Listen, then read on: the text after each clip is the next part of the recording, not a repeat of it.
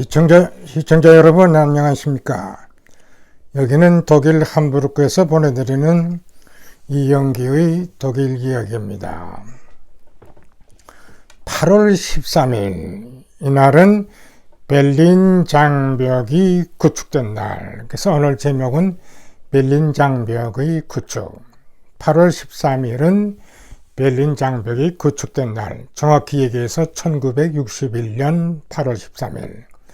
이날이 되면은 독일에서는 언론에서 혹은 라디오에서 혹은 여러 지역에서 이날이 어떻게 베를린 장벽이 구축됐는지를 많이 기사화하고 얘기도 하죠. 한때 레닌이 이런 얘기를 했답니다. 유럽을 점령하려면은 독일을 점령해야 되고, 독일을 점령하려면은 벨기에를 점령해야 한다. 이만큼 독일은 유럽의 중심지, 또 유럽의 중심지, 백림은 독일 안에서의 중심지. 어떻게 보면은 이 백림은 유럽 전체의 중심지라 해도 과언이 아닌데, 지금도 여기에서 특별히 멀리 있는 것 같지 않습니다. 그만큼 백림 장벽이 백림이 중요한 거죠. 근데 1981년 8월 13일 동독에서는 베를린 장벽을 구축하기 시작했어요. 그 이유는 우리가 잘 알려진 것처럼 동서독이 2차 대전 후에 갈라지면서 그동안 동서독의 국경선이 그렇게 심하게, 우리나라처럼 심하게 컨트롤이 안 됐어요. 특히 1952년이 되면서 동서독의 이 경계선이 강화돼. 그러다 보니까 동독에서 살던 사람들이 백림을 하나로 되어 있기 때문에, 동독에 비록 있지만 백림은 하나로 과거 연합국의 공동 통치를 했기 때문에 베를린 안은 자유롭게 통과를 했어요. 자유롭게 서로 오고 가고 했어요. 그러다 보니까 동독 주민들이 동백림으로 들어와 가지고 소베를린으로 자꾸 넘어오는 거예요. 그들의 탄압 정책, 그들의 독재 정책에 의해서 동독 주민들, 이런 사람들 자꾸 소독으로 이제 넘어오면서 나중에는 동백림을 통해서 소백림으로 넘어오. 자, 이렇게 자꾸 넘어오다 보니까 당시 동독 정부는 이래서는 안 되겠다 해가지고 1961년 8월 13일 이 장벽을 쌓기 산책하게 된 거죠. 그래서 참 어떻게 보면은 동독 안에 백림, 또 백림을 또 하나의 백림 구축으로 하나의 육지의 섬이 생긴 거나 마찬가지죠. 우리가 보통 섬을 얘기를 하면은 바다의 섬인데, 이 백림이 구축이 되면서 결과적으로는 땅 위에도 하나의 섬이 생성하지 않았나 이렇게 생각이 됩니다. 여하튼 간에 이 베를린 장벽을 구축으로 결과적으로는 동독인들의 서독 탈출을 갖다가 금지하는데 그들대로의 어떤 큰 효과를 얻었는데, 이와 같은 백림 구축이 단순한 그냥 구축으로 된 게 아니에요. 단순한 구축으로 우리가 의미를 부여할 수가 없는 겁니다. 자, 이와 같은 이 베를린 장벽의 구축이 결과적으로는 독일 분단의 상징으로 남게 되고, 또 억압 정치의 상징으로, 또는 분단 정치의 상징으로, 또 인권 유린의 상징으로 여러 가지 의미에서 이 백림 장벽 구축이 우리에게 주는 교훈이 많은 거죠. 그래서 이 백림 장벽의 구축을 쭉 보면서 과연 이와 같은 것이 과연 옳은가 하면서 동서 간의 냉전이 더 격화되고, 이것을 인해서 많은 위기를 갖다가 이제 초래한 거죠. 근데 이 백림 장벽의 이제 구축을 통해서 우리가 재미있는 사실은, 이 백림 장벽 구축이 155km 이렇게 되고, 그 다음에 우리 휴전선이 155마일, 어떤 면에서 굉장히 비슷한 이런 양상을 갖고 오는데, 하나는 한국전쟁을 통해서의 냉전체제가 구축이 됐다면은 이번에는 61년 백림장벽 구축으로 서구사회의 냉전이 구축이 되면서 전 세계가 냉전체제로 돌입하게 이제 된 거죠.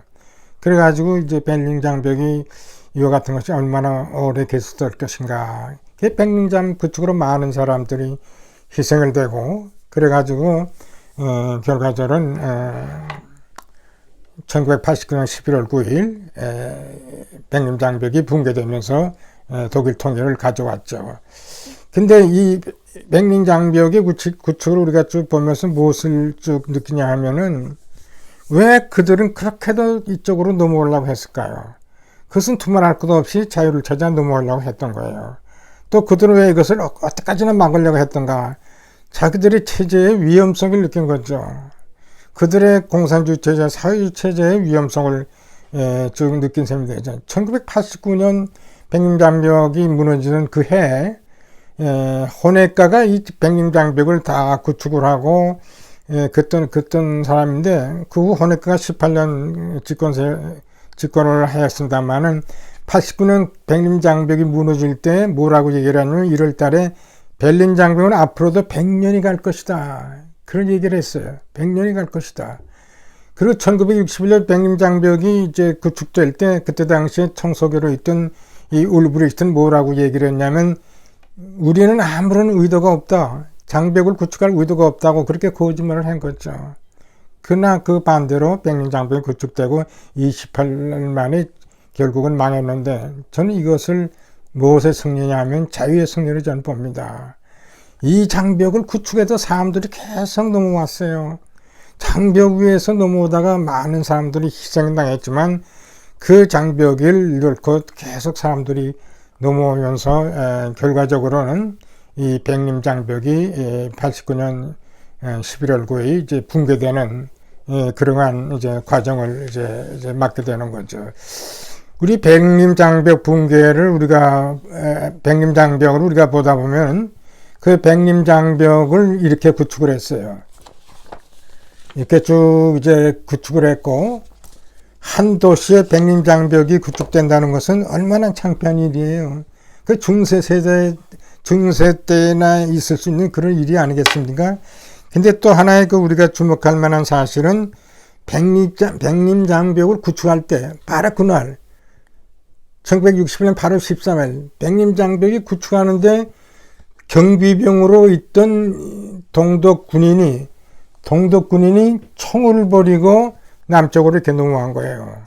그래서 이것이 유명한 하나의 사진으로 남아 있는데, 지금도 백림 가면은 아마 이런 것이 있을는지 모릅니다만은, 하여튼 백림장벽의 구축과 붕괴를 알기 위해서는 우리 통일 차원에서요, 통일연구 차원에서 많은 사람들이 백림을 방문해 주기를 바라고, 지금도 그 장벽에 남은 장벽이 아직도 있어요. 특히 베나우슈트라스에 가면은 과거의 장벽이 있던 것을 그대로 이제 아직도 허물지 않고 그대로 남아 있다는 사실. 그래서 우리 많은 젊은이들이 백림 와가지고 백림장벽은 어떻게 구축되고, 제가 11월 9일은 또 별도로 백림장벽의 붕괴를 얘기하겠습니다만은, 이 백림장벽이 구축돼도 자유의 물결은 결코 막을 수 없는 그와 같은 우리에게 좋은 교훈을 남아주지 않는가 생각합니다. 이 사진 다시 보여드리겠습니다만은, 백림장벽 구축의 감시병 동독 인민군이 무기를 버리고 서쪽으로 넘어오는 장면이 얼마나 멋있어요. 전 이것을 늘 볼 때마다 무엇을 생각하냐면, 우리나라에도 38선, 지금 휴전선에 있는 인민군들이 총을 버리고 넘어올 때 우리도 베를린 장벽 붕괴와 비슷한 양상을 가져오지 않는가, 저는 그렇게도 생각합니다. 지금 우리나라 휴전선은 인민군은 얼마나 고생해요. 10년 근무입니다. 제대에 나가도 아무런 일자리가 없어요. 그냥 노예 생활로 허용을 당하는 거예요. 놀이개를 당하는 거예요. 이런 사람들이 나는 우리나라로 넘어올 때 우리에게도 하나의 베를린 장벽처럼 좋은 그 하나의 통일의 결과를 가져올 수도 있지 않나 하는 그런 생각을 해요. 자, 베를린 장벽이 155km에 비해서 우리나라 휴전선은 155마일. 이렇게 숫자적으로는 아주 참 마찬가지 아닌가 이렇게 쭉 생각이 됩니다. 그리고 제가 마지막으로 2009년 20주년 베를린 장벽 붕괴를 기계로 베를린 장벽은 어떻게 무너졌는가. 그래서 이 10년 전에 제가 이 책을 쓴 적이 있습니다. 여기 500부가 나갔어요. 제가 이때 당시에는 저기 뭡니까 제가 제가 자꾸 명지대에서 유럽 및 독일 연구소 소장으로 했을 때 그때 제가 이 책을 썼기 때문에 명지대 도서관에 가면 틀림없이 제가 쓴 베를린 장벽은 어떻게 무너졌는가. 혹시 많은 젊은이들이 관심을 가지시면 꼭 한번 사서 보시기를 여러분께 부탁드리면서 오늘은 이나마 간단히 여러분께 말씀드렸습니다. 시청해 주셔서 대단히 감사합니다.